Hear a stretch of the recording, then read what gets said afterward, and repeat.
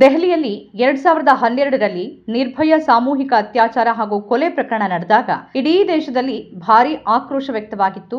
ಒಂದು ದೊಡ್ಡ ಆಂದೋಲನವೇ ನಡೆದು ಹೋಯಿತು. ಸರ್ಕಾರ ಉರುಳು ಹೋಗತ್ತಾ ಅನ್ನೋವರೆಗೂ ಹೋಯಿತು. ಹೊಸತೊಂದು ಕಾನೂನು ಬಂತು, ಹೊಸತೊಂದು ನಿಧಿ ಸ್ಥಾಪನೆ ಆಯಿತು. ಆದರೆ ಆಮೇಲೆ ಏನಾಯಿತು? ಅದಾಗಿ 12 ವರ್ಷ ಕಳೆದಿದೆ. ಆಗ ಸರ್ಕಾರದ ವಿರುದ್ಧ ಆಕ್ರೋಶ ವ್ಯಕ್ತಪಡಿಸಿದ ರಾಜಕಾರಣಿಗಳು ಈಗ ದೇಶದ ಸರ್ಕಾರವನ್ನ ನಡೆಸುತ್ತಿದ್ದಾರೆ. ಭೇಟಿ ಬಚಾವೋ ಭೇಟಿ ಪಡಾವೋ ಘೋಷಣೆ ಕೂಡ ಬಂದಿದೆ.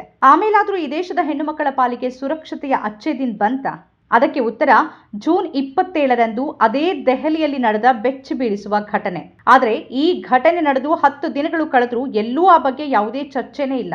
ಯಾವುದೇ ಪ್ರಮುಖ ಟಿವಿ ನ್ಯೂಸ್ ಚಾನೆಲ್ಗಳಲ್ಲಿ ಘಟನೆ ಬಗ್ಗೆ ಚರ್ಚೆ ಗಲಾಟೆ ಇಲ್ಲ. ಯಾವುದೇ ಪ್ರಮುಖ ರಾಜಕೀಯ ಮುಖಂಡರ ಹೇಳಿಕೆಗಳೂ ಇಲ್ಲ. ದೆಹಲಿಯ ನರೇಲಾದಲ್ಲಿ ಜೂನ್ 27ನೇ ತಾರೀಕು 10 ವರ್ಷದ ಬಾಲಕಿಯ ಮೇಲೆ ಸಾಮೂಹಿಕ ಅತ್ಯಾಚಾರ ನಡೆದು ಕೊಲೆಯಾಗಿದೆ.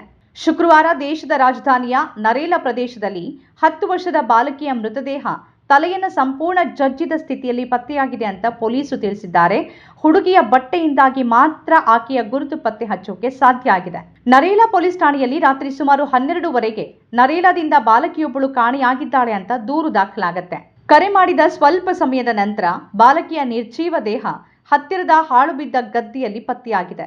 ಬಾಲಕಿಯ ತಂದೆ ಪ್ರಕಾರ ರಾತ್ರಿ ಸುಮಾರು 9:45ರ ಸುಮಾರಿಗೆ ಊಟದ ಬಳಿಕ ಮಗಳು ಆಟ ಆಡೋಕೆ ಹೊರಗೆ ಹೋಗಿದ್ಲು. ಮಗಳು ಹಿಂತಿರುಗದೆ ಇದ್ದಾಗ ಕುಟುಂಬ ಹುಡುಕಾಟವನ್ನ ಪ್ರಾರಂಭ ಮಾಡಿದೆ. ನಾವು ಮಗುವನ್ನ ಹುಡುಕ್ತಿರುವಾಗ ನಮ್ಮ ನೆರೆಯ ಹುಡುಗ ರಾಹುಲ್ ನಮ್ಮೊಂದಿಗೆ ಬಂದು ಹುಡುಕಾಡೋಕೆ ಆರಂಭಿಸಿದೆ ಅಂತ ಬಾಲಕಿಯ ತಂದೆ ಹೇಳಿದ್ದಾರೆ.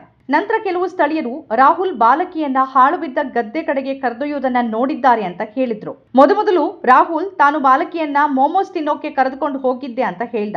ಪೊಲೀಸರ ಮುಂದೇನೂ ಅದೇ ಮಾತನ್ನ ಪುನರುಚ್ಚರಿಸಿದ.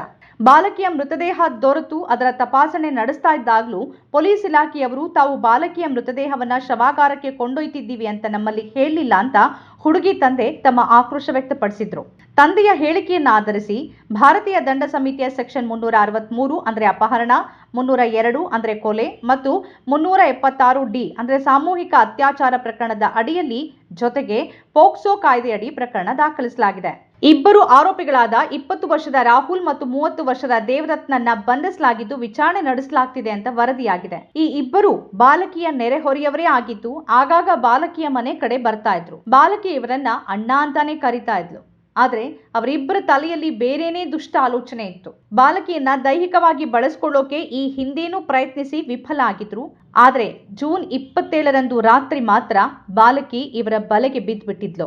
ಪೊಲೀಸರು ನಮ್ಮ ಮಗಳ ಶವವನ್ನ ಇಲ್ಲಿಂದ ತೆಗೆದುಕೊಂಡು ಹೋಗುವಾಗ ನಮ್ಮ ಅನುಮತಿ ಬಿಡಿ, ನಮಗೆ ಕನಿಷ್ಠ ಮಾಹಿತಿಯನ್ನೂ ಕೊಡ್ಲಿಲ್ಲ ಅಂತ ಹುಡುಗಿ ತಂದೆ ತೀವ್ರ ಆಕ್ರೋಶ ವ್ಯಕ್ತಪಡಿಸಿದ್ರು. ವಿಶ್ವ ನಾಯಕರು ಬಂದು G20 ಶೃಂಗಸಭೆ ನಡೆದ ದೇಶದ ರಾಜಧಾನಿಯಲ್ಲಿ ಓರ್ವ ಅಮಾಯಕ ಮುಗ್ಧ ಬಾಲಕಿಗೆ ಒದಗಿದ ಭಯಾನಕ ಅವಸ್ಥೆ ಇದು.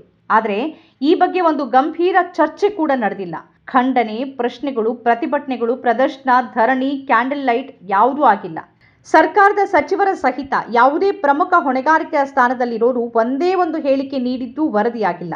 ಹಾಗಾದ್ರೆ ನಿರ್ಭಯ ಬಗ್ಗೆ ಇದ್ದ ಕಾಳಜಿ ಈಗ್ಯಾಕಿಲ್ಲ? ನಿರ್ಭಯ ಪ್ರಕರಣ ನಡೆದಾಗ ವ್ಯಕ್ತವಾದ ಆಕ್ರೋಶದ ಹಿಂದೆ ಇದ್ದಿದ್ದು ಮಹಿಳೆಯ ಸುರಕ್ಷತೆ ಕುರಿತ ಕಾಳಜಿ ಮಾತ್ರ ಅಲ್ವಾ?